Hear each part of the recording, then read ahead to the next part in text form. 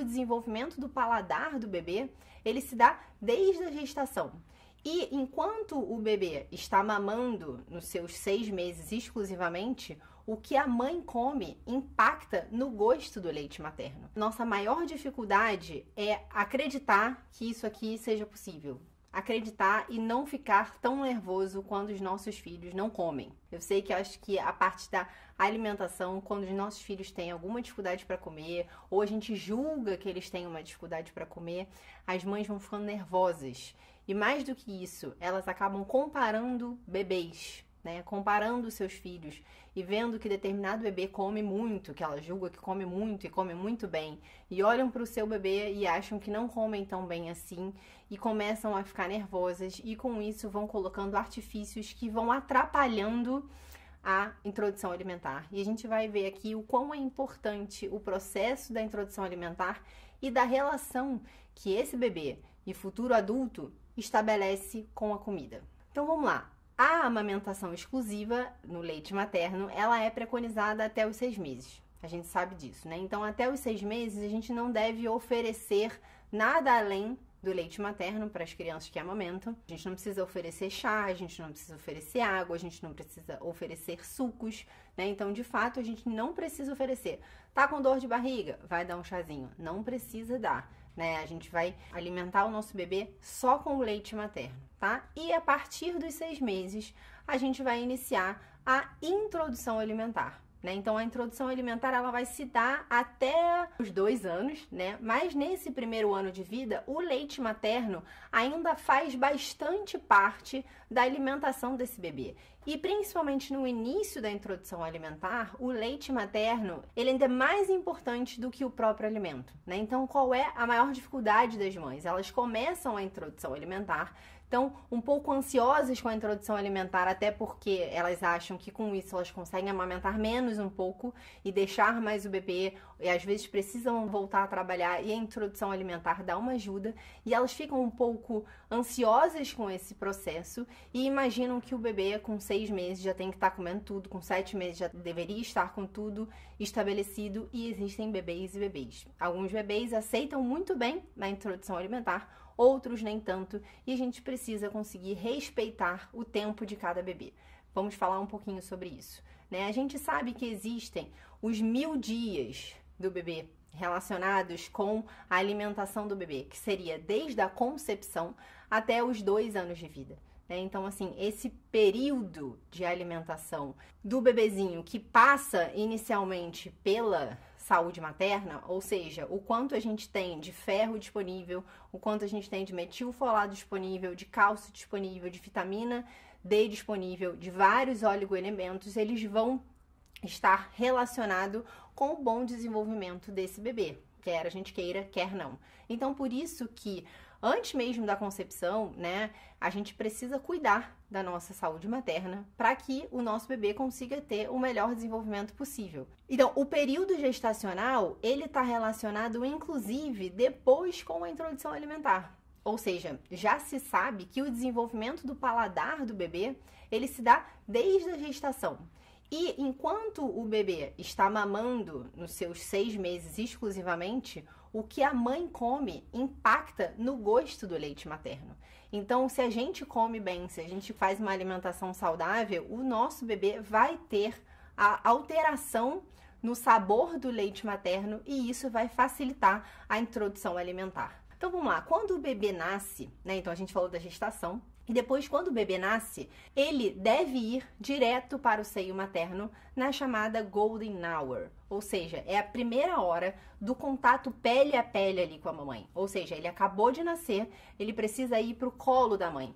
Por quê? Nessa primeira hora de vida já se viu que por conta da liberação de catecolaminas, as crianças ficam mais ativas nessa primeira hora e acabam tendo mais chance, mais capacidade de rastejar até o seio materno.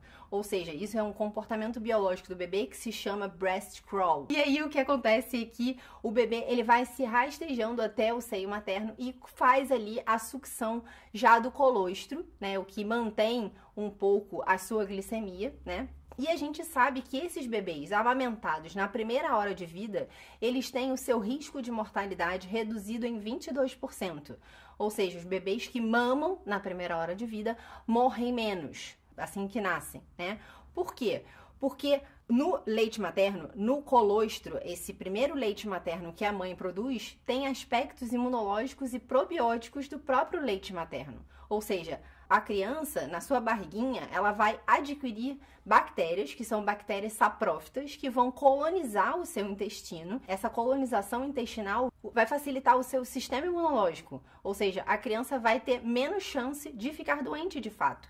Além disso, existem fatores imunológicos como a imunoglobulina A, que está presente no colostro. E já se viu que mães de prematuros têm maior concentração de interleucina e fator de crescimento, o TGF-B1, que também acaba reduzindo a mortalidade e eles estão em maior concentração do que mulheres que têm de bebês a termo, né? Então, além disso, a Golden Hour aumenta a chance de aleitamento materno exclusivo nos primeiros 6 meses. Então, amamentar, portanto, na primeira hora diminui, além dos benefícios para o bebê, diminui o risco de sangramento para a mãe, ou seja, como a mãe, por conta da amamentação, vai liberar a ocitocina e a ocitocina faz com que o útero se contraia, isso diminui a chance de hemorragia uterina e, além disso, aumenta a ejeção do leite, ou seja, facilita depois, de fato, que ela tenha mais leite para que ela consiga manter essa amamentação nas primeiras horas de vida e depois manter depois, né? Então, o leite materno, fora essa Golden Hour, depois esse aleitamento materno exclusivo até os 6 meses, ele é exclusivo porque o leite materno ele é capaz de suprir todas as necessidades de macro e micro nutrientes do bebê. Além disso, está cada vez mais estudando sobre isso, e vocês já devem ter escutado muitas vezes falar sobre disbiose, que desde o nascimento, nos primeiros meses do bebê, a gente sabe que vai se formando, vai se compondo a microbiota do intestino do bebê. E essa microbiota, ela está relacionada com o tipo de parto, ou seja, se é parto vaginal ou parto cesariana, né? Então, sabe-se que o parto cesariana pode impactar negativamente na microbiota intestinal do bebê, altera com o uso de antibiótico e com o tipo de alimentação, né? Então, se é leite materno ou se é leite artificial, tá bom? Então, a composição da microbiota intestinal do bebê ela acontece desde que o bebê nasce ali com a alimentação, com o leite materno, mas ela se mantém até os 3 anos de idade. E fala-se hoje sobre uma coisa chamada janela de oportunidade para a modulação microbiana da flora intestinal do bebê, né? Em que o início e o fim dessa janela coincide com a introdução alimentar. Ou seja, essa transição gradual que acontece da alimentação infantil, saindo da alimentação exclusiva do bebê até a dieta familiar, ela vai acontecer dos 6 meses aos 24 meses e isso vai compondo a microbiota do intestino do bebê. Então, quando ela recebe só leite materno, ela vai colonizar a sua microbiota intestinal, principalmente com uma bactéria chamada Bifidobacterium, que é benéfico para a saúde infantil.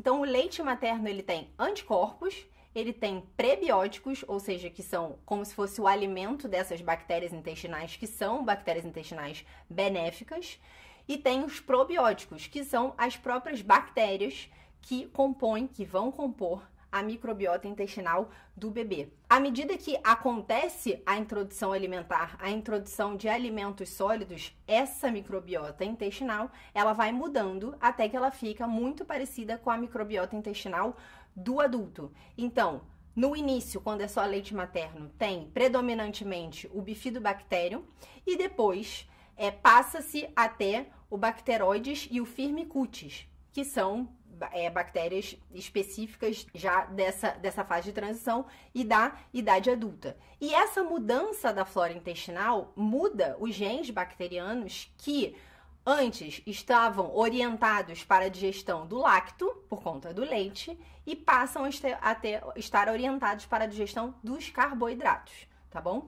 Então, faz diferença, a microbiota ela vai acompanhando a alimentação do bebê. Então, é importante que na introdução alimentar, a gente ofereça alimentos que são ricos em fibras, vitaminas e minerais para favorecer o crescimento de bactérias que são benéficas para o bebê. Quando, pelo contrário, a gente oferece açúcar e alimentos processados, a gente não facilita, muito pelo contrário, a gente age negativamente na microbiota intestinal do bebê. E a microbiota intestinal do bebê, ela ajuda não só na digestão de alimentos, mas ela produz vitaminas, ela reforça o sistema imunológico e ela previne o aparecimento de bactérias nocivas, ou seja, de bactérias que vão causar doenças. O que diz-se hoje muito, que fala muito sobre isso, que é a disbiose. O que seria essa disbiose? Seria essa perturbação na estrutura, na composição e na atividade dessa microbiota intestinal.